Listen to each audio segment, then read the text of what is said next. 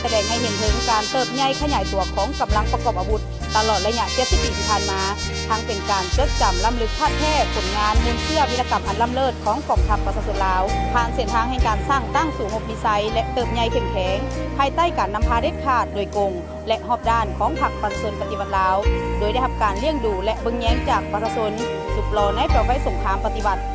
ผ่านพาอุปสรรคนานาประการบ่จักบัดเท่าใดและเต็มไปด้วยการเสียสละอันใหญ่หลวงในภารกิจปฏิวัติปลดปล่อยชาติปกปักรักษาและพัฒนาประเทศชาติเฮ็ดสำเร็จหน้าที่ภารกรรมประวัติศาสตร์ที่พรรคและประชาชนมอบหมายให้อย่างมีไซสร้างหน้าประวัติศาสตร์ใหม่และมุ่งเสื้อกองทัพวีรชนของชาติลาววีรชนอย่างสง่างาม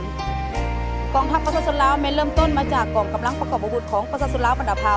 ฉะนั้นท่าแท้ของกองทัพประชาชนลาวแมนกองทัพของประชาชนที่ต่อสู้เพื่อปลดปล่อยประชาชนออกจากการกดขี่ขุดรีดของศักดินาและต่างชาติต่อสู้เพื่อนำเอาเอกราชอำนาจอธิปไตยให้แก่ประชาชนภายใต้การชี้นำนำพาของพรรคประชาชนปฏิวัติลาวซึ่งบรรดาผู้ก่อตั้งศึกษาโฮมและผู้คนล่อล้อมให้เป็นนักรบที่มีทัศนะรักมั่นมีความจงรักภักดีมีความซื่อสัตย์บริสุทธิ์และมีระเบียบแบบแผนที่เข้มงวดสมเป็นกำลังของประชาชนของชนชั้นผู้แรงงานและเป็นเครื่องมืออันแหลมคมของพรรคมาตลอด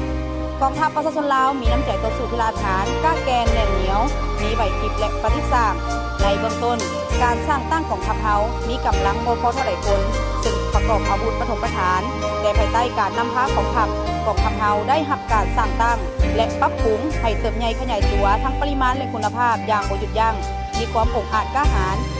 บ่หวั่นไหวคอนแคนต่อความลำบากทุรกันดารใดๆยิ่งตียิ่งได้รับชัยชนะยิ่งสู่หบก็ยิ่งเติบใหญ่เข้มแข็งซึ่งผ่านระยะการต่อสู้คู่ชาติต้านจักรพรรดิภูมิพานอ่านยืดเยื้อยาวนานได้เกิดมีบรรดานักรบดีเด่นนักรบแข่งขันและนักรบวีรชนซึ่งล้วนแต่ได้สังกัดอยู่ในกองกำลังทหารหลวงกองกำลังทหารท้องถิ่นและกองร้อนมีกำลังเพชรยิงและเพชรทรายอย่างหลวงหลาย